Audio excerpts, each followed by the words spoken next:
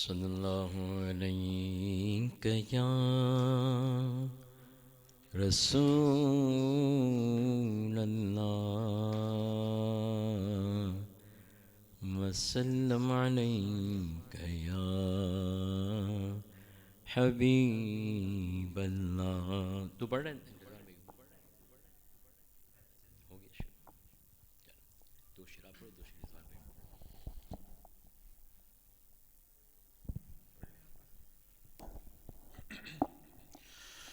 کاش گنبد خضرا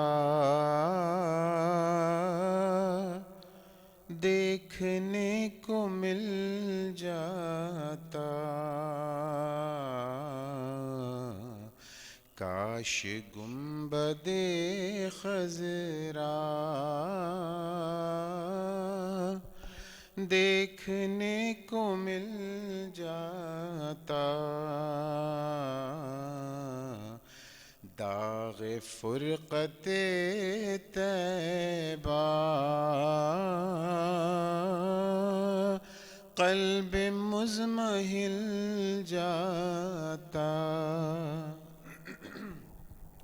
اور دم میرا نکل جاتا،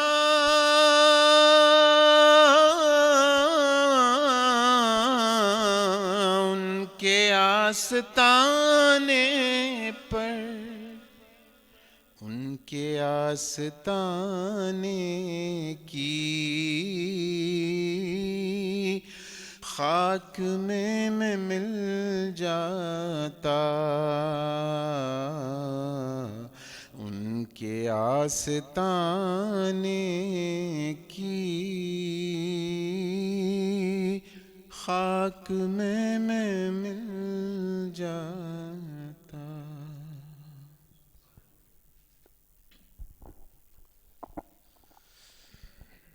صلی اللہ علیہ یا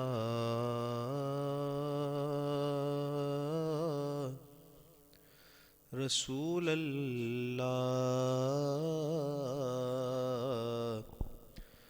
وسلم علیک یا حبیب اللہ.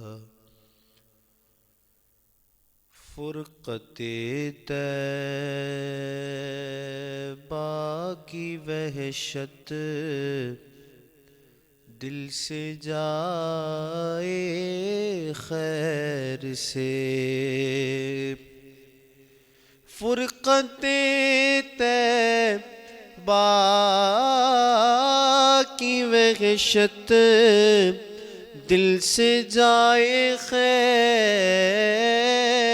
سے، میں مدینے کو چلوں وہ دن پھر آئے خیر سے، میں مدینے کو چلوں وہ دن پھر آئے خیر سے، دل میں حسرت کوئی باقی رہ نہ جائے خیر سے، راہ طیبہ میں مجھے یوں موت آئے خیر سے، راہ طیبہ میں مجھے یوں موت آئے خیر سے، نجدیوں کی چیرہ دستی یا الہی تابک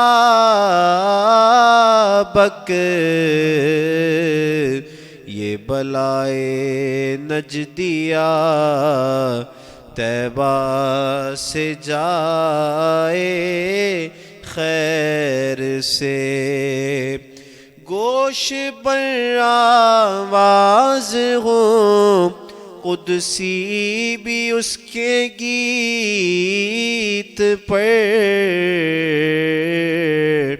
باغ طیبہ میں جب اختر گنگنائے خیر سے میں مدینے کو چلوں وہ دن پھر آئے خیر سے.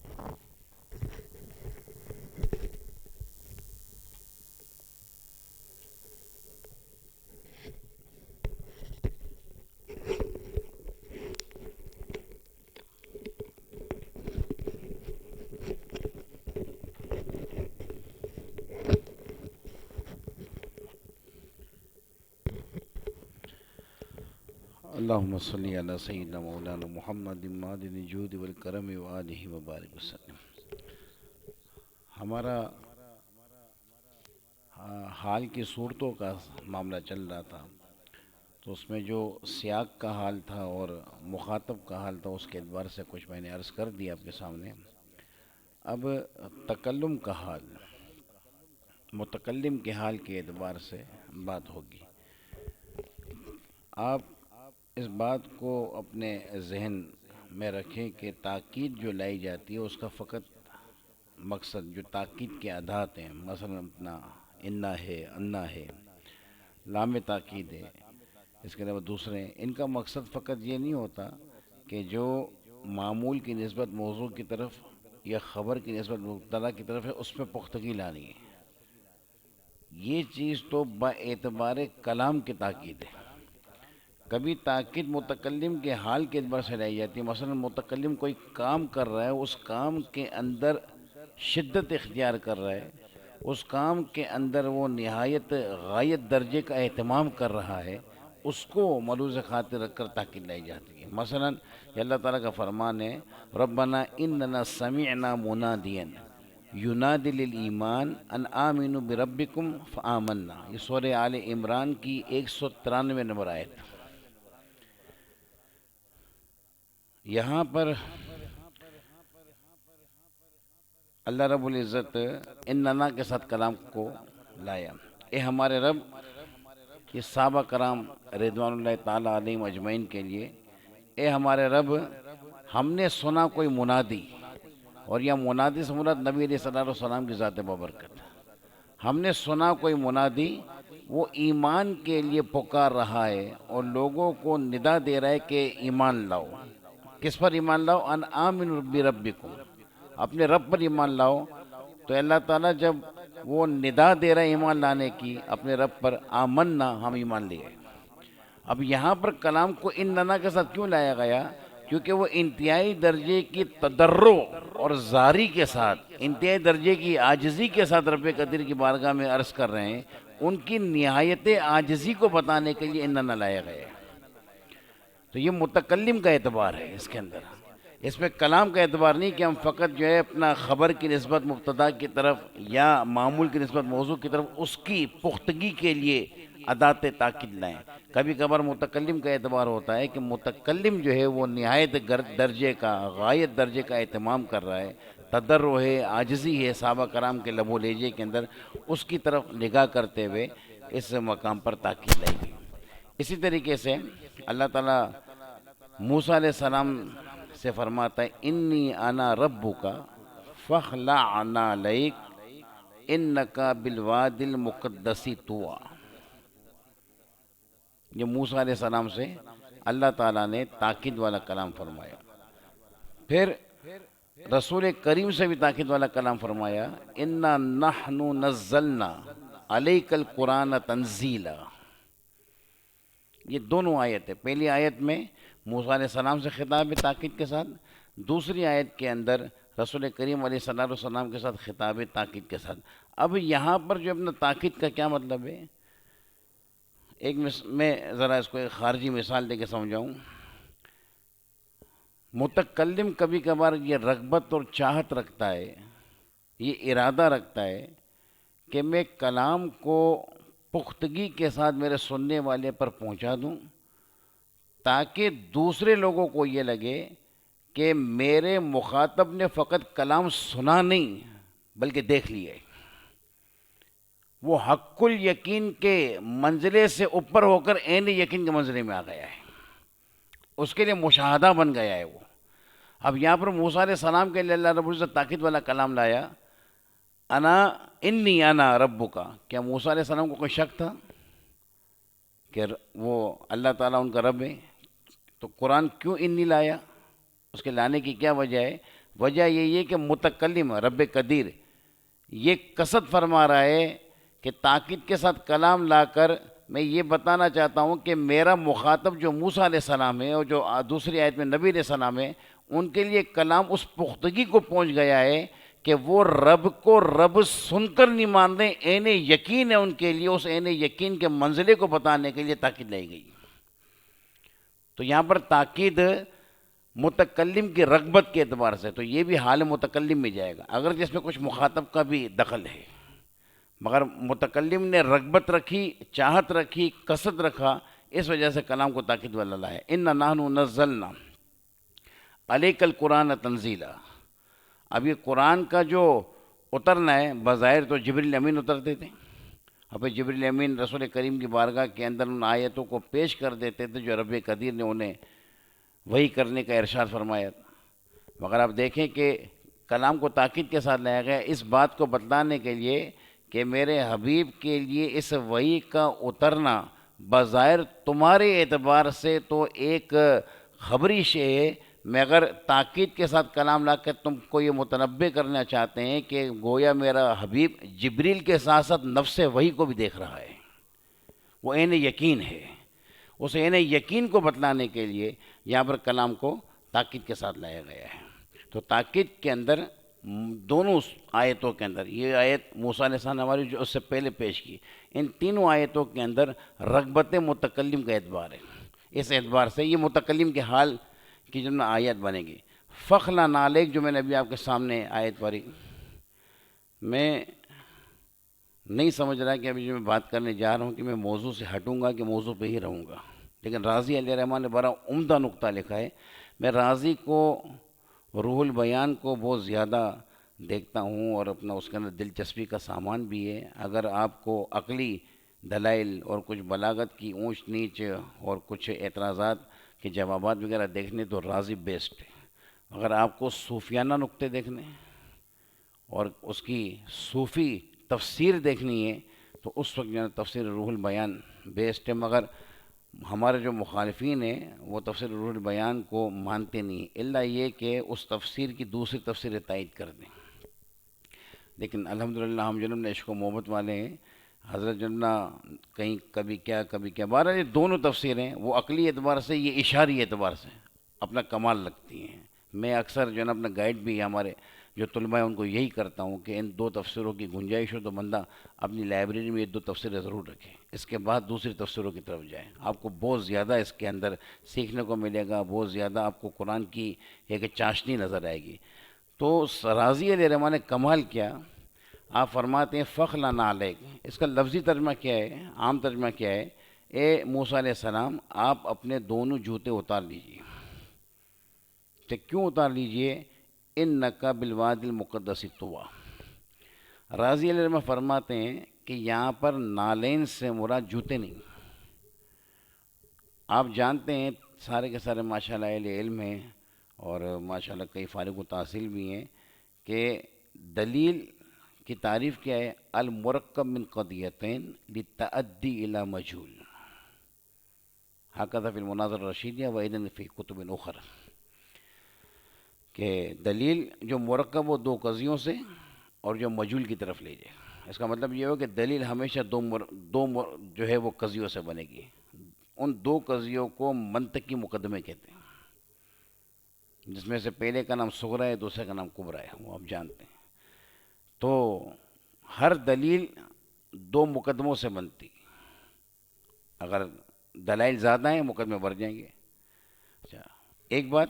دوسری بات، دلیل مدلول کے لیے محجوب ہوتی ہے.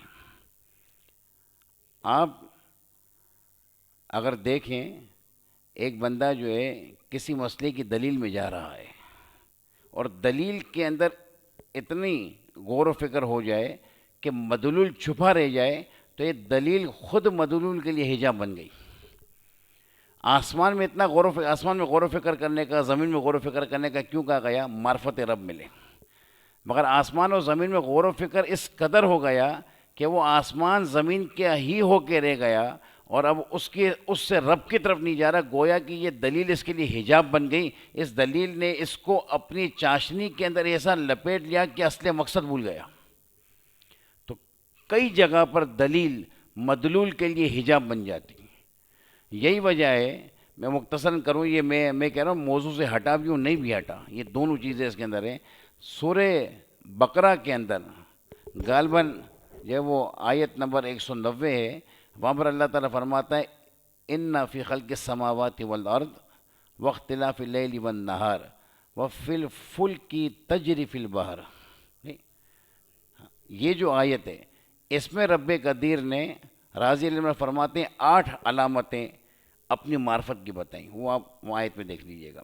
مگر جب سورہ آل عمران میں ہم آتے ہیں، سورہ آل عمران کے اندر یہ دلائل گٹ کے 2 رہ جاتے ہیں اور راضی کی تحقیق کے مطابق 3 رہ جاتے ہیں. ان فی خلق السماوات والارض واختلاف اللیل والنہار لآیات لأولی الالباب. اب وہاں پر 3 تھے، وہاں 8 تھے، یا راضی کی تحقیق کے مطابق 3 رہ گئے، 5 گھٹا دیے. تو راضی فرماتے ہیں کہ وہ ابتدائی مقام تھا. ابتدائی مقام کے اندر مبتدی کو دلائل کے اندر رکھا جاتا ہے تاکہ مدلول کی معرفت میں کوئی تشنگی نہ رہ جائے.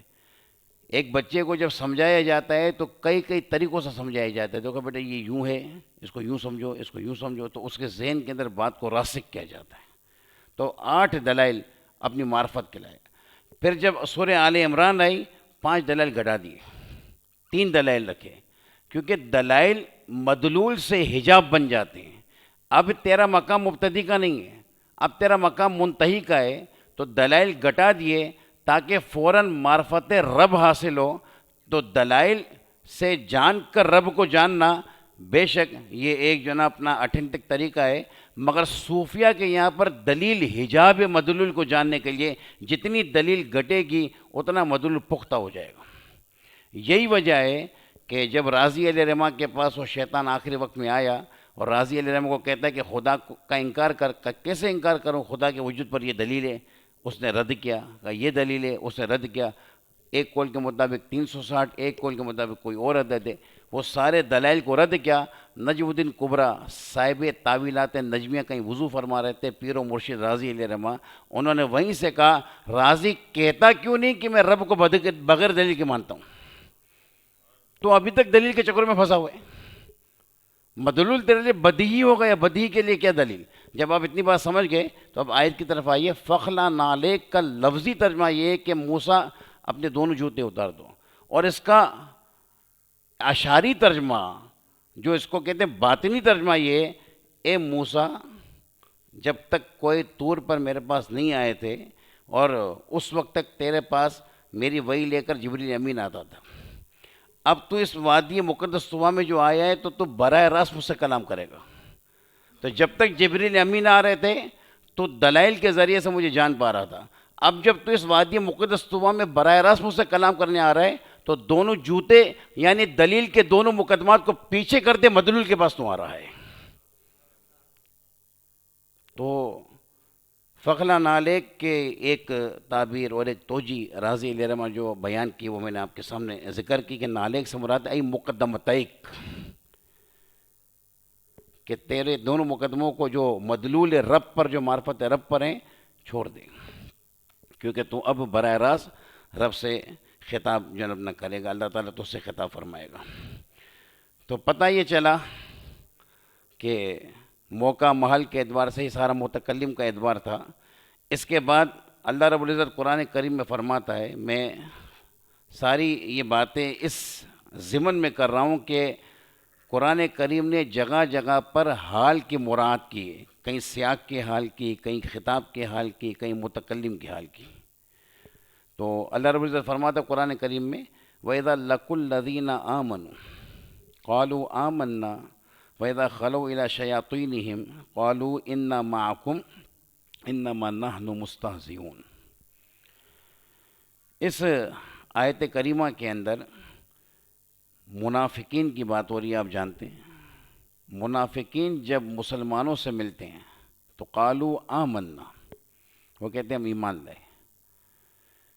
در حقیقت ان کا ایمان لانا فقط لسانی تھا، دل کے اندر رتی برابر کوئی ایمان کی شمع نہیں تھی، نہ ہی ان کو مومنین سے کوئی پیار تھا. تو ان کو کوئی رغبت نہیں تھی مومنین کی طرف. تو اس عدم رغبت کو بتلانے کے لیے کلام سادہ لایا گیا آمنا، اس کے اندر کوئی تاکید کا اضافہ نہ کیا گیا.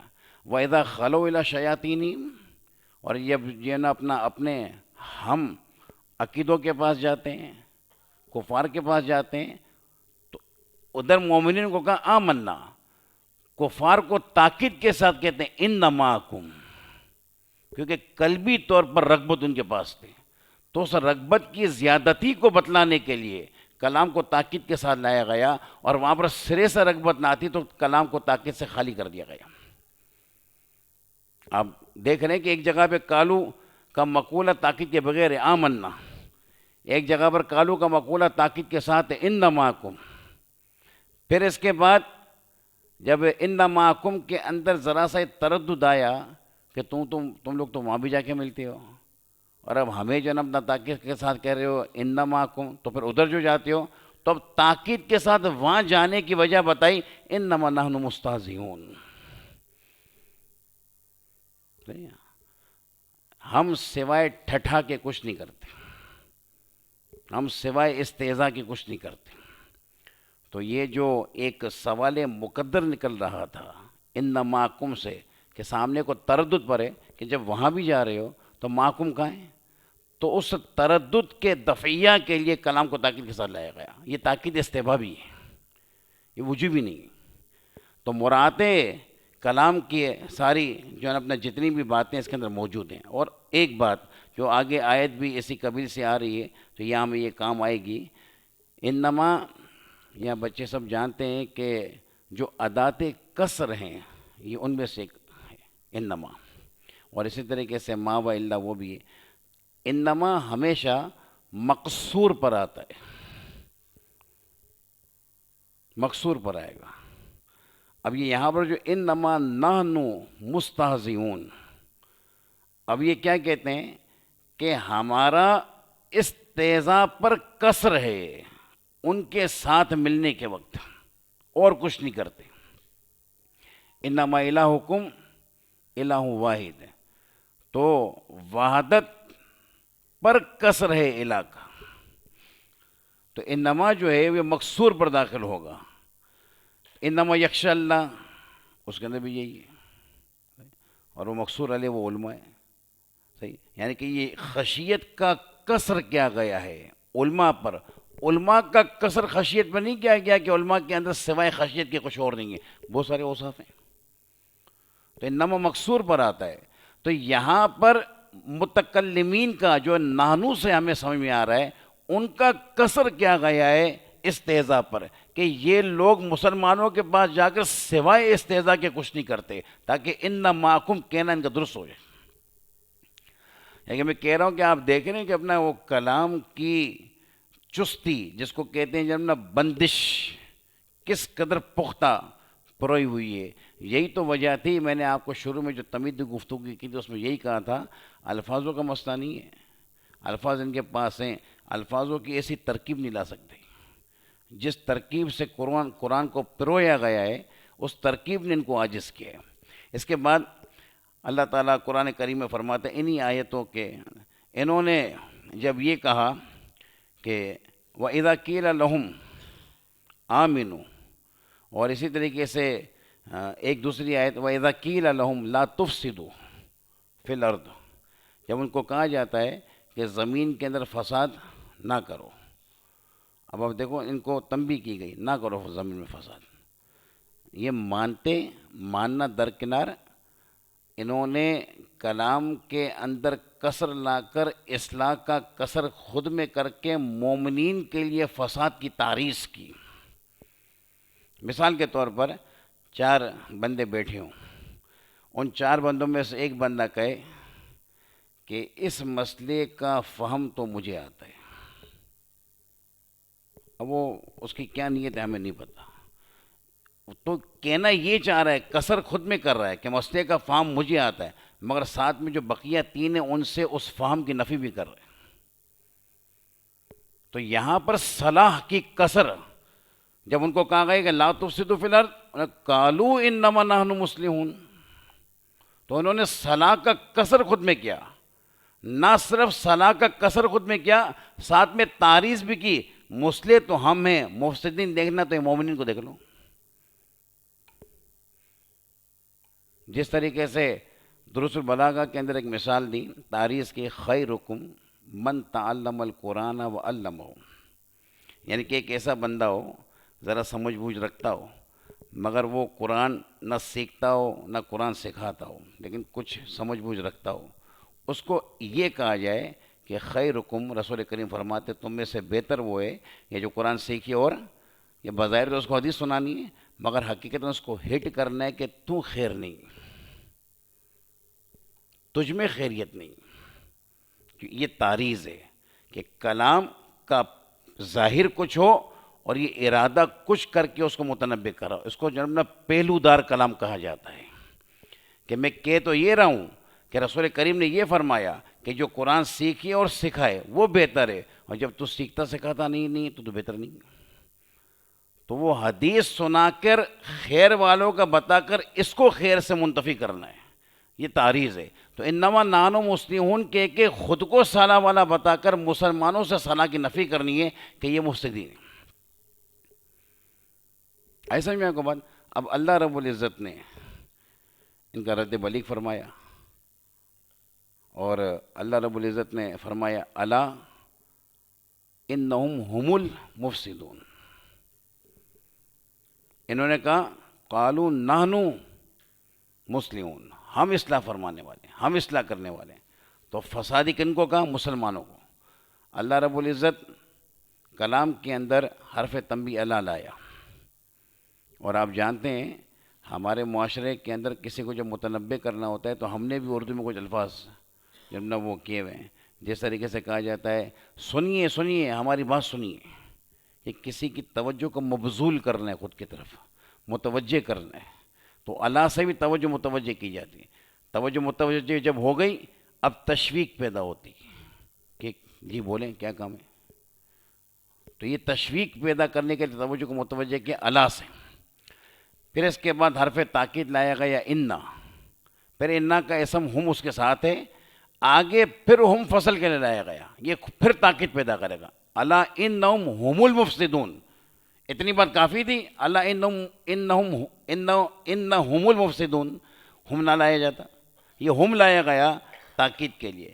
اس کو مذہب واحد پر حرف کہتے ہیں اور اس کو مذہب واحد پہ ضمیر کہتے ہیں، یہ جو ہم بیچ میں آیا ہے، تو ایک تاکید انا، دوسری تاکید ہم، تیسری تاکید خبر کا معرف بلام ہونا، چوتھی تاکید جملہ اسمیہ، پانچویں تاکید الا، ان لوگوں نے مسلمانوں کو فسادی کا رب قدیر 5 تاکیدات لے کر ان کو فسادی کہہ رہے ہیں. پہلی تاکید اللہ، دوسری تاکید انا، تیسری تاکید فصل کی ضمیر، چوتھی تاکید خبر کا مورب لام ہونا، اور پانچویں تاکید جملہ اسمیہ. یہ 5 مسلسل تاکیدات لا کر اللہ رب العزت نے ان کے فساد اور ان کے صلاح کا سارا جنب اپنا بھرم کھول دیا کہ یہ مصلح نہیں ہیں، یہ مفسد ہیں، اور تب ان کا فساد تاکید کے ساتھ ہے. پھر جب ان کو کہا گیا وَإِذَا قِيلَ لَهُمْ آمِنُوا، جب ان سے کہا جاتا ہے ایمان لاؤ، كَمَا آمَنَ النَّاسِ، جیسے کہ لوگ ایمان لائے، قَالُوا أَنُؤْمِنُ، کیا ہم ایمان لائیں، كَمَا آمَنَ السُّفَهَاءُ. نعوذ باللہ من ذالک، صحابہ کرام کو یہ اس لفظ کے ساتھ جو ہے اپنا ملقب کر رہے ہیں. اب صفحہ میں نے شروع دن میں بتایا تھا آپ کو، مقایس اللغت کا کام یہ ہے کہ وہ مادہ بتاتی ہے، یعنی کہ آپ کو یہ بتا دے گی کہ اس کا اصل معنی کیا ہے. اب وہ سارے مشتقات کے اندر وہ معنی گھومتا ہے. سین فا ہا کا معنی آپ کو بتا دے گی، جو مقایس اللغت کے اندر خفت الشے، شے کا ہلکا ہونا. اب یہ سارے مشتقات میں گھومے گا. اب پاگل کو صفی کیوں کہتے ہیں، بے وقوف کو صفی کیوں کہتے ہیں؟ کیونکہ اس کی عقل کمزور ہوتی ہے، ہلکی ہوتی ہے، وہ امور کے اندر اچھے طریقے سے تصرف نہیں کر سکتا. چیز کتنے کی خریدنی ہے، کتنے کی بیچنی ہے، اسے نہیں پتا. تو عقل کی کمزوری اور عقل کے ہلکے پن کی وجہ سے اس کو صفی کہا جاتا ہے، کیونکہ خفت کا معنی یہاں بھی آ رہا ہے. تو صفی کا معنی ہے خفت العقل، کمزور عقل والا، ہلکی عقل والا. اب انہوں نے کیا کہا کہ یہ کما آمن الناس کا نؤمن کما آمن السفہاء، ہم ایسے ہی ایمان لے کر آئے جیسے کہ صفحہ لائے. مطلب یہ تو ہلکی عقل والے ہیں، ان کو سمجھ بوجھ ہے کہاں؟ ان کو سمجھ بوجھ ہوتی تو کبھی ایمان نہیں لاتے.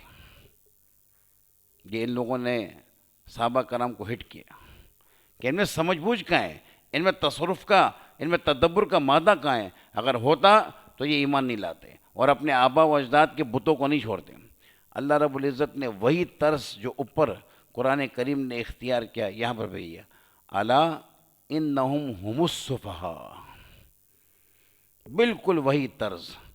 اب آپ دیکھیے، محبوب کی بات نہیں ہے، محبوب کے ماننے والوں کی بات ہے.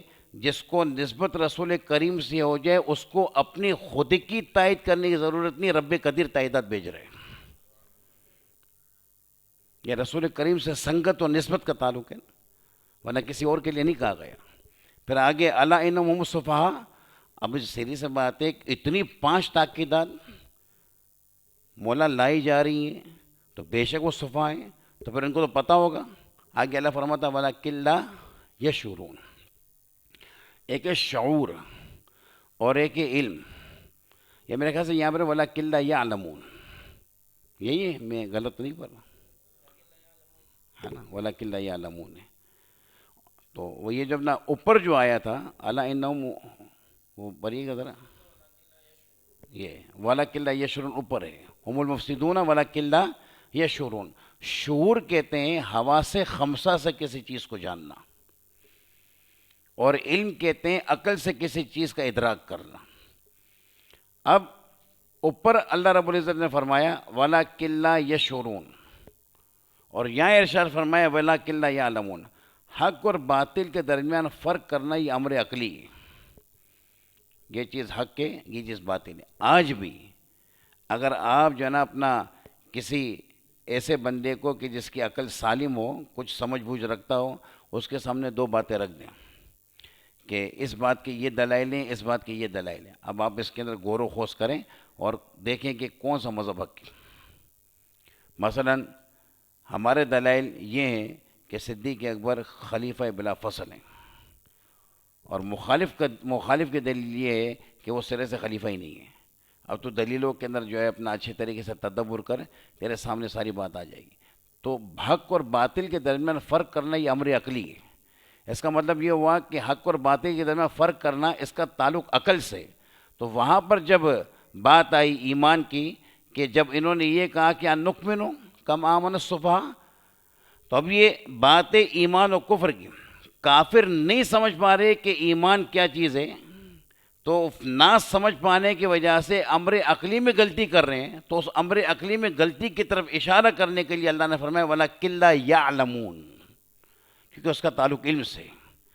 اور فساد کسی چیز کے اندر جب ہوتا ہے، مثال کے طور پر آپ جناب نہ گندے سیب کے ساتھ 4 اچھے سیب رکھ دیں، آپ کو چھوٹی عقل والا بھی کرتا ہے کہ یہ سارے خراب ہو جائیں۔ تو فساد کا جو ظہور بدیہی ہے اور فساد کا جو ظہور ہے بالکل واضح ہے، تو اس فساد کے بدیہی ظہور کے لیے وَلَكِنْ لَا يَشْعُرُونَ کہا کہ یہ حواس خمسہ سے ہی پتہ چل جاتا ہے۔ دیکھیں اپنا مراعات کلام کیسے رکھی ہوئی ہے، کلام کی رعایت قرآن کریم کیسے کر رہا ہے کہ جہاں پر بدیہی امر تھا وَلَكِنْ لَا يَشْعُرُونَ لایا، اور جہاں پر عقلی امر تھا وہاں پر وَلَكِنْ لَا يَعْلَمُونَ لایا۔ تو یہ قرآن کریم کی انتہا درجے کی بلاغت مراعات کا جناب کافی اس کے اندر اعتبار ہے۔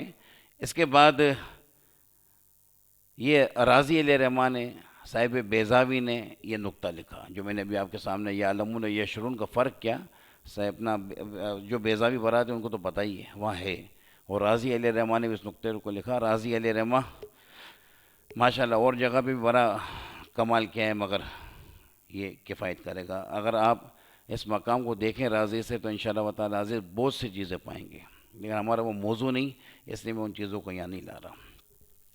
اللہ رب العزت قرآن کریم کے اندر ایک جگہ پر نہیں کئی مقامات پر انسان کے ضعف کو بتاتا ہے، اور اس انسان کے ضعف کے بتانے کے لیے کئی جنم طریقے قرآن کریم کے اندر ہیں، میں ایک دو آپ کے سامنے رکھتا ہوں۔ اللہ تعالیٰ ارشاد فرماتا ہے، وہ جو پوری صورت ہے وَالْعَادِيَاتِ ضَبْحًا فَالْمُورِيَاتِ قَدْحًا فَالْمُغِيرَاتِ فَأَثَرْنَ بِهِ نَقًّا فَوَسَطْنَ بِهِ جَمْعًا، یہ 5 قسمیں رب قدیر نے یاد فرمائی۔ یہ 5 قسمیں، یہ 5 کی 5 گوروں کی صفات ہیں، جو جہاد کے اندر فرض ہوتا ہے اس کی صفات ہیں۔ اللہ رب العزت ان گوروں کی 5 صفات کی قسمیں یاد فرما رہے ہیں، اور قسمیں یاد فرما کر اب آپ جانتے ہیں کہ جب جواب قسم جملہ اسمیہ آئے تو اس کو انا کے ساتھ لایا جاتا ہے۔ آگے جواب قسم ہے ان الانسان لربہ لکنود، بے شک انسان ضرور اپنے رب کا ناشکر ہے۔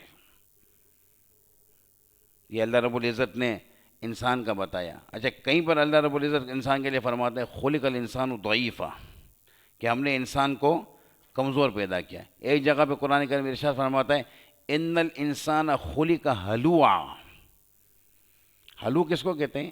حریص کو اور نہایت شکوہ کرنے والے کو، جو بہت زیادہ شکوہ شکایت کرتا ہو، یوں ہے یوں ہے یوں ہے، اور حریص و مال کا اس کو حلوہ کہا جاتا ہے۔ اور قرآن کریم اسی طریقے سے ارشاد فرماتا ہے انسان کے لیے لقد خلقنا الانسان فی کبد، تاکہ ہم نے جب نا انسان کو کمزوری میں پیدا کیا، کمزوری اس کے اندر کمزوری رکھی ہے۔ اب یہ سارے کے سارے انسان کی طبیعت کے اعتبار سے آتے ہیں، اور ان سب کا خلاصہ یہ کہ انسان کمزور ہے۔ اب انسان کا کمزور ہونا اس بات پر بین دلالت کرتا ہے کہ اپنی کمزوری اور نفس کی کمی کی وجہ سے، اپنی عقل کی کوتاہی کی وجہ سے کچھ ایسے معاملات کر جائے گا جو رب قدیر کی منشا اور رسول کریم کی مرضی کے خلاف ہوں گے۔ کمزوری جب نہ اس کے اوپر حاوی ہوگی، غالب ہو جائے گی، تو اس وقت ہمارے علماء یہ کہتے ہیں، صحیح، یہ جو میں نے آپ کو مفسرین کے نام لکھے، یہ مفسرین یہ کہتے ہیں کہ انسان کا کمزور ہونا یہ تقاضا کرتا ہے اس بات کا کہ انسان کا پیدا کرنے والا انسان کی توبہ کو بہت زیادہ قبول کرنے والا ہو۔ اب انسان کی کمزوری انسان کی فطرت کے اندر ہے، فطرت میں انسان کے، یہاں تک کہ جب نہ صحابہ کرام رضوان اللہ تعالیٰ علیہم اجمعین کے بھی کئی ایسے واقعے مل جاتے ہیں کہ بتقاضا بشرط ان سے بھی کچھ ایسے معاملات صادر ہوئے۔ تو ایک کمزوری انسان کی فطرت کے اندر ہے۔ ان الانسان لفی خسر کے اندر تمام انسان کو خسارے میں کہا گیا۔ کیوں کہا گیا؟ کمزوری کی وجہ سے۔ پھر آگے استثناء کیا گیا الا الذین آمنوا سے۔ راضی علیہ رحمہ فرماتے ہیں سارے خسارے میں، کمزوری یہ سب کے اندر ہے۔ اچھا اب راضی علیہ رحمہ نے وہاں لکھا، میں نہیں کہہ رہا، یہ مجھ پہ کوئی برائے کرم بات نہ کرے جب تک راضی کو نہ دیکھ لیں. ذرا مفہوم دقیق ہے. راضی علیہ الرحمہ فرماتے ہیں اولیاء بھی لفی خسر کا مصداق ہیں بعض جگہ پر، اور انبیاء بھی لفی خسر کا مصداق ہیں. میں الفاظ بھرے نپے تولے استعمال کر رہا ہوں کیونکہ آگے شخصیتیں ہستیاں بری، اس لیے میں قرآن کے لفی خسر کا اپنی طرف سے کوئی لفظ اضافہ نہیں کیا، نہ نقصان کا نہ کچھ زیاں کا، کچھ بھی نہیں کہا. لفی خسر کا مصداق یہ دونوں ہیں. اس کی وجہ کیا ہے؟ آقا علیہ صلی اللہ علیہ وسلم 70 بار استغفار فرماتے تھے. آپ کو پتہ ہے بخاری کی وغیرہ کے اندر یہ حدیث موجود ہے. رسول کریم 70 بار استغفار فرماتے تھے. اس کی بالکل ایک ظاہری تعویل اور ظاہری جملہ اس کے اوپر کلام یہی ہے کہ یہ تعلیم امت کے لیے، اور بے شک اس سے کوئی انکار نہیں. مگر ایک بات یاد رکھیے گا، رسول کریم علیہ صلی اللہ علیہ وسلم کے لیے جو صفاتیں باری تعالیٰ ہیں وہ وقتاً فوقتاً منکشف ہوتی رہتی ہیں. مثلا صفت علم کے اندر رسول کریم سیر فی اللہ فرما رہے ہیں. اس صفت علم کا کوئی ایک نقطہ، کوئی ایک راز رسول کریم پر کھلا جو پہلے نہیں کھلا ہوا تھا. پھر کوئی دوسرا راز کھلا جو پہلے کھلا ہوا نہیں تھا. رسول کریم ہمیشہ اس صفت علم میں، یہ میں نے ایک ہی صفت کہی باقی بھی صفتیں، اس صفت علم میں سیر کرتے رہیں گے. یہ صفت کی سیر کبھی ختم نہیں ہوگی کیونکہ رب قدیر کی صفات غیر متناہی ہیں، اور رسول کریم اپنی تمام فضیلتوں کے باوجود متناہی ہیں، اور متناہی غیر متناہی کو نہیں پا سکتا.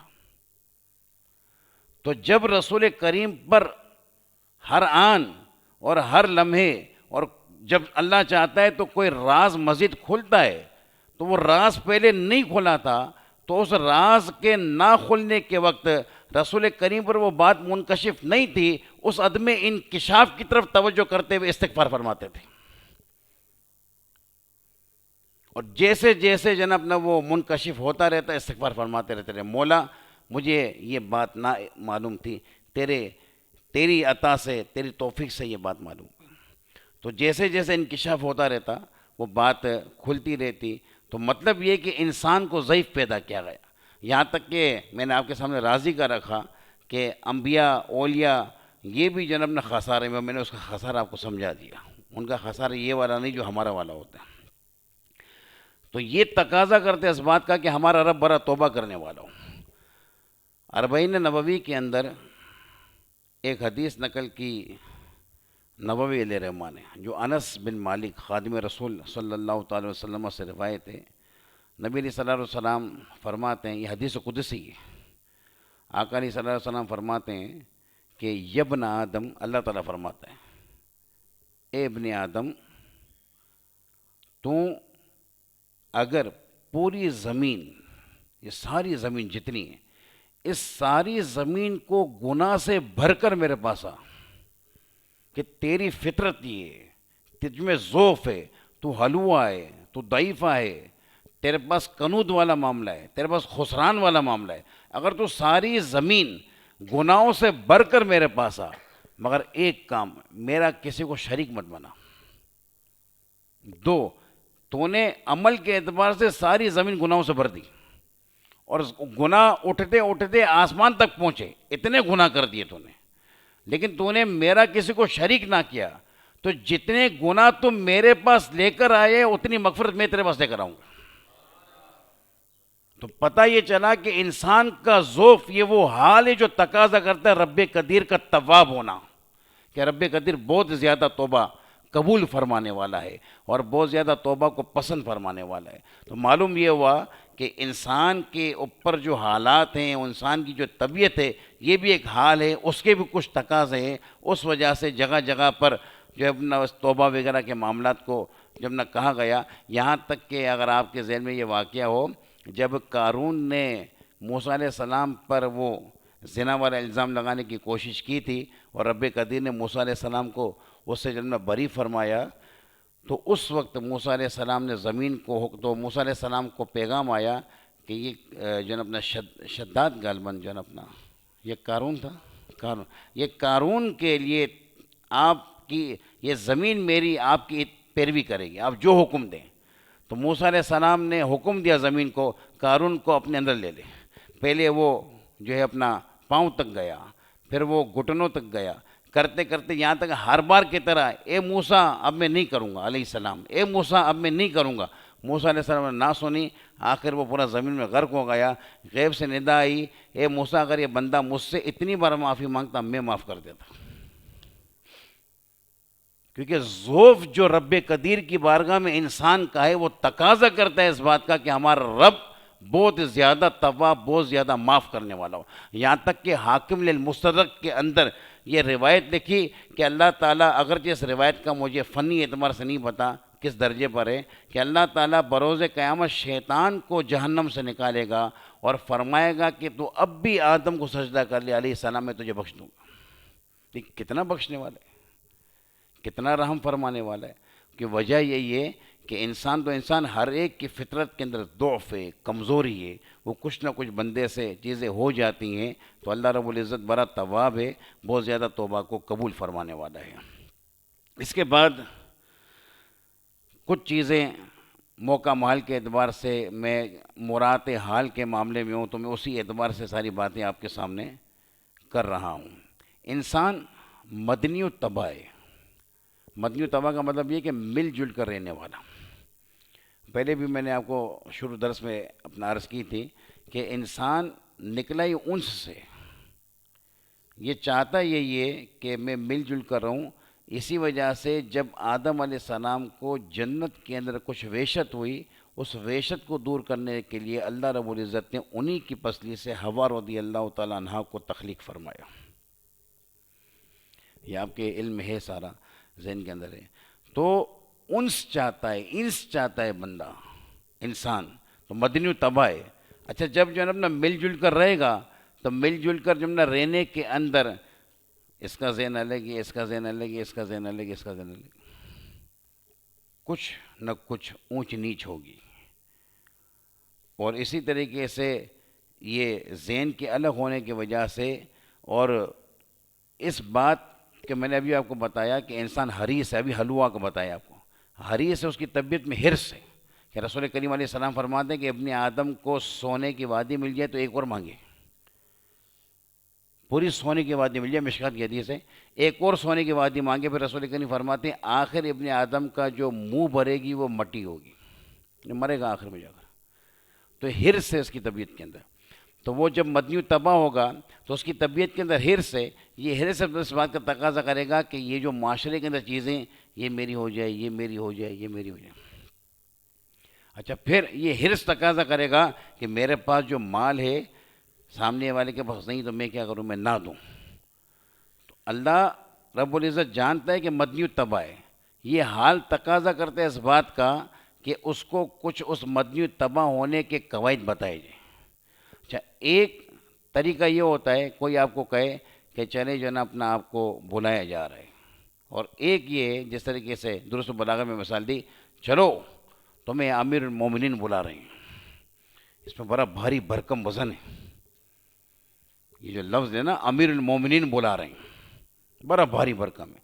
اب جب مدنی و طبع تھا اور جب میں نے آپ کے سامنے تمید رکھی تو یہ تقاضا کرتی ہے اس بات کا کہ ایک ایسا قاعدہ دیا جائے، ایسا اسلوب دیا جائے. تو ایک تو موقع ہو تاکہ یہ مدنی و طبع رہنے والے اچھے طریقے سے سنیں اور اس کو اپنی زندگی میں اپلائی کریں.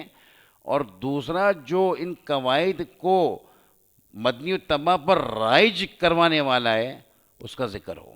تو اللہ تعالیٰ نے قرآن میں فرمائے ان اللہ یأمر بالعدل والاحسان وایتاء ذی القربی. یہ خطبوں میں پڑھی جاتی ہے. اول کلام کو موقت کیا، ثانیہ یوں نہیں کہا انہو، یہ نہیں کہا ان ربک، ان اللہ. لفظ اللہ کے اندر جو روب اور جو لفظ اللہ میں جلالیت کا ایک اثر ہے وہ لفظ رب میں نہیں بلکہ لفظ رب یہ جمال کا اثر ہے. اور یہاں پر قوانین نافذ کروانے تھے، ان کو ان قوانین کے تحت لانا تھا. تو قوانین کے تحت انہی اسامی سے لائے جاتے جن اسامی کے اندر جلال کا اثر ہو. تو ان ربک نہ فرمایا، ارشاد فرمایا ان اللہ، وہ اللہ جو ساری صفات کمالیہ کا جامع ہے. اسے سب معلوم ہے کہ کیسے رہنا ہے اور کس طریقے سے معاملات کو قابو میں لینا ہے. وہ اللہ تمہیں فرماتا ہے، یامر فرماتا ہے. کیا فرماتا ہے؟ بالعدل. ایک کہ انصاف کے ساتھ رہو، معاشرے کے اندر کمی زیادتی نہ کرو. والاحسان، احسان کا کیا مطلب؟ یہ چیز کی تیرے بھائی کو ضرورت ہے، احسان کر کے اپنے پاس یہ چیز اپنے بھائی کو دے دے. اس کو ایثار کہا جاتا ہے. وَإِيتَاءِ ذِي الْقُرْبَىٰ، اور اسی طریقے سے اپنے رشتہ داروں کو دے. آج کل بہنیں جب شادی ہو کر چلی جائیں یا بھائی الگ ہو جائے تو ہم دینے سے کتراتے ہیں، اور دل میں یہ آتا رہتا ہے کہ مال میں کمی ہو جائے گی، چھوڑو بھی کیا کریں دے کر. حالانکہ رسول کریم علیہ السلام فرماتے ہیں کہ جس کو اپنی روزی کے اندر اضافہ کرنا ہو رشتہ داروں سے صلہ رحمی کرے. تو جس روزی کے اضافے کا نسخہ رسول کریم رشتہ داروں سے صلہ رحمی کی صورت میں بتا گئے، اسی سے پیچھے ہٹ کر روزی کا اضافہ چاہ رہے ہیں. تو رسول کریم نے جو فرمایا، رسول کریم موقع مال کے اعتبار سے بات کر کے بات کو عمدگی پر لائیں گے کہ تو اپنی سوچ کے اعتبار سے کوئی بات سوچ کے اس پہ عمدگی لائے گا. رسول کریم کہنے کہ تو صلہ رحمی کر تو روزی میں اضافہ ہوگا، تو جب نہ مال روک کے روزی میں اضافہ چاہ رہے تو کہاں سے ہوگا؟ یا تو نعوذ باللہ یہ کہہ دے کہ میری پہنچ وہاں تک ہے جہاں پہ رسول کریم کی نہیں. تو ان اللہ یأمر بالعدل والاحسان وایتاء ذی القربیٰ، یہ مدنی طبع معاشرہ تقاضا کرتا تھا اس بات کا کہ وہاں جھگڑے کا بڑا اندیشہ ہے، ذہن الگ الگ ہیں. صحیح ہے، بخل بندے کی شخصیت کے اندر ہے، حرص بندے کی شخصیت میں. یہ تقاضا کرتا ہے اس بات کا کہ مال سارا رکھ لے. اس کو ختم کرنے کے لیے احسان کا، اور یہ کہ جناب نہ مال میرے پاس ہے کسی کے پاس نہ جائے، اس کو ختم کرنے کے لیے ایتاء ذی القربیٰ کا. تو یہ سارا کا سارا موقع مال کے اعتبار سے کلام ہے. اللہ رب العزت قرآن کریم کے اندر ارشاد فرماتے ہیں الذین هم عن صلاتہم ساہون. یہ سورہ جو ہے اپنا آخر بالکل 30واں پارہ. ابن عباس فرماتے ہیں رب قدیر کا شکر، ارشاد یہ فرمایا الذین هم عن صلاتہم ساہون، یہ نہ فرمایا الذین هم فی صلاتہم ساہون. کہتے ہیں کہ نماز ہونے والی ہو تو اس میں جناب نہ سستی ہو، اس کا اللہ فرما رہا ہے کہ نماز کی طرف آنے کے اندر سستی کرتے ہیں، پڑھ لیتے ہیں، آنے میں سستی کرتے ہیں. یہ فرمایا تو ویسے اپنا سستی ہے، اور اس سے بچنا بھی ہو سکتا ہے کہ کبھی بندہ چستی سے چلا جائے. مگر جب بندہ نماز پڑھتا ہے خواہ نہ خواہ نہ جانے کہاں ذہن گھومتا رہتا ہے. میں کاملین کی بات نہیں کر رہا، ابن عباس تو برسبیل عجز سے فرما رہے ہیں، لیکن آج کل آپ کے سامنے نہ جانے ذہن کہاں گھومتا رہتا ہے. آپ سوچئے ذرا، اگر اللہ یہ فرما دیتا الذین هم فی صلاتہم ساہون، جو اپنی نمازوں میں غفلت برتتے ہیں، تو امت کا کون سا بندے سے باہر نکل سکتا تھا بھائی؟ تو یہ رب قدیر کا احسان ہے کہ ان صلاتہم فرمایا، فی صلاتہم نہ فرمایا، کہ جو ظرفیت کے لیے آتا ہے کہ یہ نماز کے اندر سستی کرتے ہیں. نماز کی طرف جانے میں سستی کرنا، نماز کو ذرا سا جب دیر سے پڑھ لینا، ورنہ وقت میں ہی ذرا دیر سے پڑھ لینا، یہ پھر جو ہے اس کے اندر کوئی کنٹرول بندے کا ہو جاتا ہے. مگر نماز میں خیالات آ جائیں، اس سے روکنا بہت ہی مشکل ہے. اگر فی صلاتہم ساہون قرآن فرما دیتا، یہ ہر ایک کے لیے بہت بڑی جناب اپنا ایک وعید ہو جاتی. اسی طریقے سے اللہ رب العزت یہاں پر فی کا استعمال نہ کیا، ان کا کیا. حروف جارہ کے خود کے مقامات ہیں. اللہ تعالیٰ فرماتا ہے لَأُصَلِّبَنَّكُمْ، یہ اس نے آپ کو پتہ ہے فرعون نے کہا تھا جب وہ سارے جادوگر ایمان لے آئے تھے، لَأُصَلِّبَنَّكُمْ، ضرور میں تمہیں کیا کروں گا، سولی دوں گا. کیا ہے؟ فی جذوع النخل. نخل کے دو معنی ہیں، کھجور کے درخت کو بھی کہتے ہیں اور مطلقاً درخت کو بھی کہتے ہیں. میں ضرور تمہیں سولی دوں گا درختوں کی شاخوں میں. اب سوال یہ ہے کہ یہاں پر اللہ کیوں نہ فرمائے؟ اور شروع میں تعمیر مثال بھی دی ہوئی ہے کہ کبھی فی بمانے اللہ آتا ہے تو اللہ ہی فرما دیتا. آپ دیکھتے ہیں، آپ اپنے تصور میں ایک جیسا درخت لائیے کہ جس درخت کے پتے جھڑ گئے ہوں اور شاخیں ہوں، بالکل اجڑا ہوا درخت. اب کسی کو سولی ذرا سوچ کے بتائیے گا، شاخ کے اوپر دی جاتی ہے، اس کو شاخ پہ کھڑا کر کے سولی دی جاتی؟ تو جب شاخ پہ کھڑا کر کے سولی نہیں دی جاتی تو اللہ جزوی نخل کیوں فرماتے ہیں؟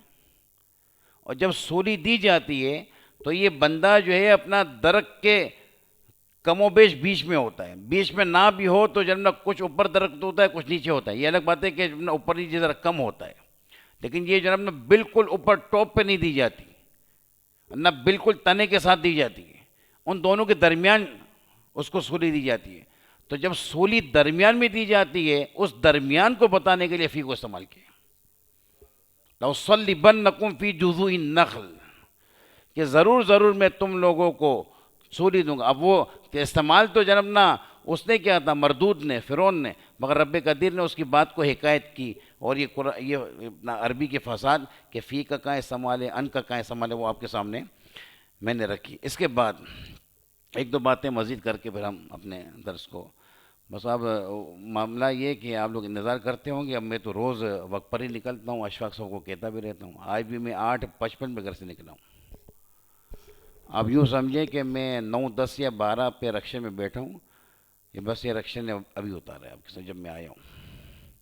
وہ رش اتنی ہوتی ہے اپنا اس کے اندر، چلو جب 5-10 منٹ ہر جگہ صحیح میں آتا ہے، میں سمجھا 9:40 سے میں پہنچ جاؤں گا، اور 9:40 پہ تو ہم جناب نا ابھی رام سوامی بھی کراس نہیں کیا تھا، پھر اس سے رکشہ بگایا ذرا، وہاں ذرا مل گئی اس کو جگہ، اور پھر ایک دو فون کروائے تو ہو گیا۔ اصل میں معاملہ یہ کہ بچپن کی ایک عادت ہے، راستے بھول جاتا ہوں، جتنی بار بھی راستے سے جاؤں گا دوسری بار راستہ یاد نہیں رہے گا، نکل جاتے ہیں۔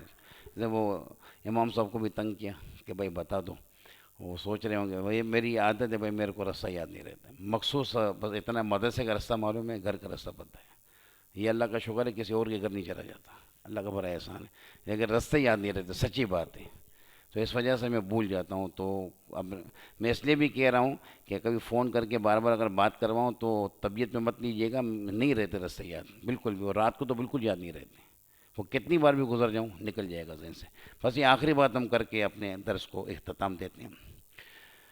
نبی علیہ الصلوۃ والسلام کی عادات سے تھا، عیسائیوں سے نرمی کلام کرتے تھے، نرم رکھتے تھے کلام میں، یہودیوں کی بات آتی کلام میں شدت اختیار کرتے تھے، یہاں تک کہ خیبر کے بعد خیبر کے یہودیوں کو مکہ مدینہ سے نکالنے کا حکم دیا، اور پھر قربان جائے عمر فاروق رضی اللہ تعالیٰ عنہ پر سارے یہودیوں کو حجاز سے بھی باہر نکال دیا، انہی میں ابن سبا تھا جو دشمن ہوا، وہ اب ہمارا موضوع نہیں، اسی وجہ سے عمر فاروق سے بہت زیادہ یہ لوگ چیرتے ہیں۔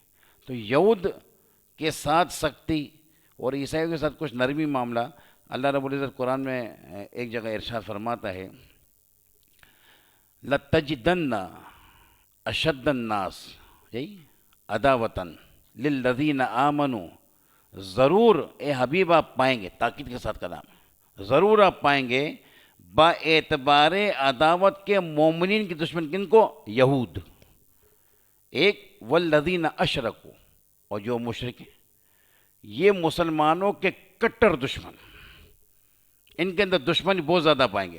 پھر آگے اللہ فرماتا ہے وَلَتَجِدَنَّ أَقْرَبَهُمْ مَوَدَّةً، اور محبوب آپ ضرور ضرور جناب اپنا کچھ قریب پائیں گے با اعتبار محبت کے، کن سے قریب پائیں گے؟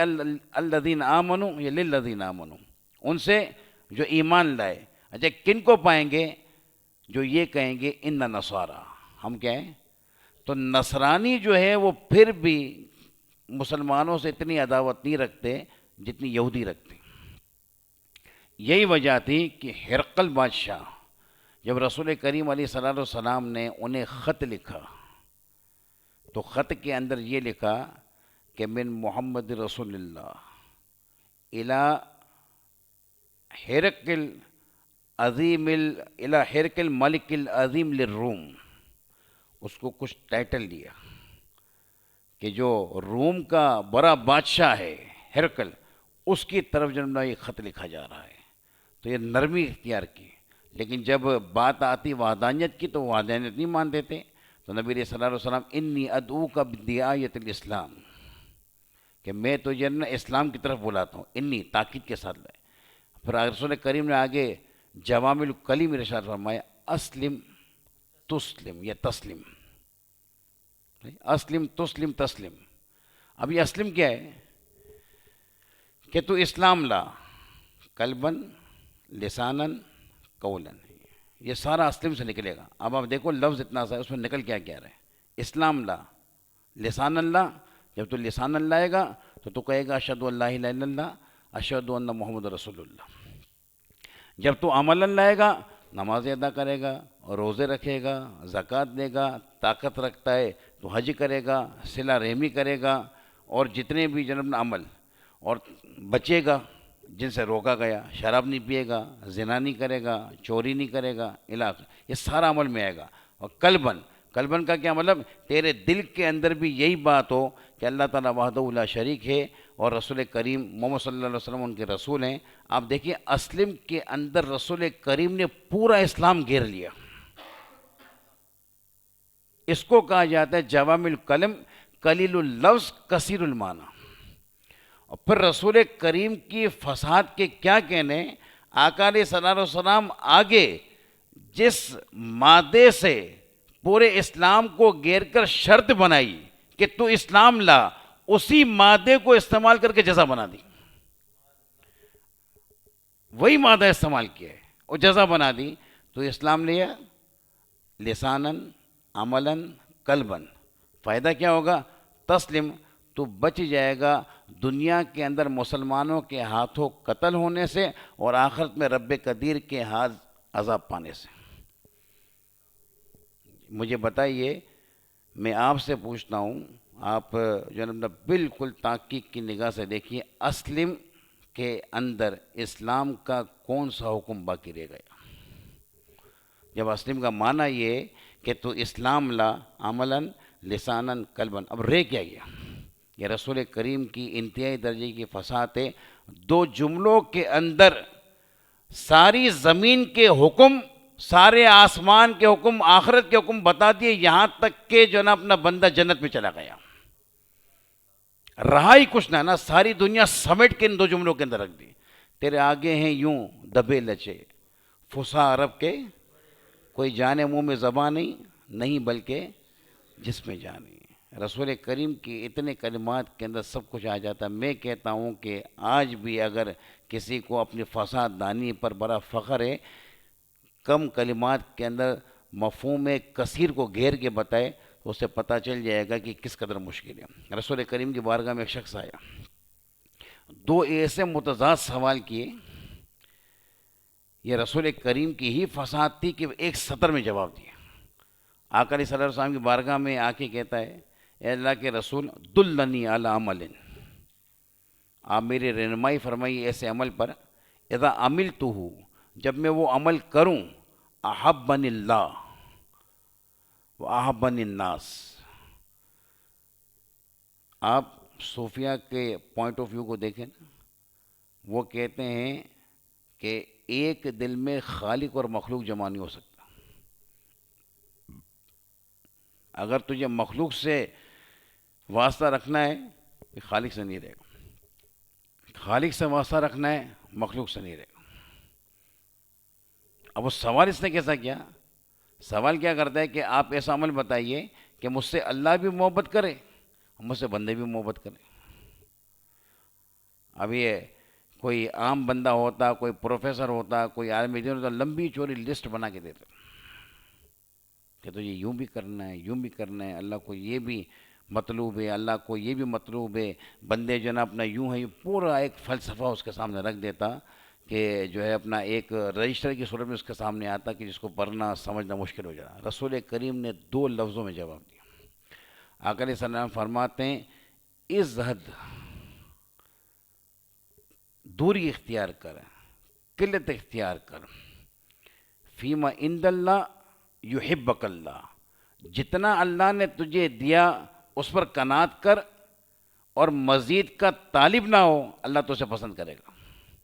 ازہد، تو قلت اختیار کر، قناعت اختیار کر، فیما عند اللہ، جو اللہ کی بارگاہ سے تیرے پاس آیا ہے، یحبک اللہ.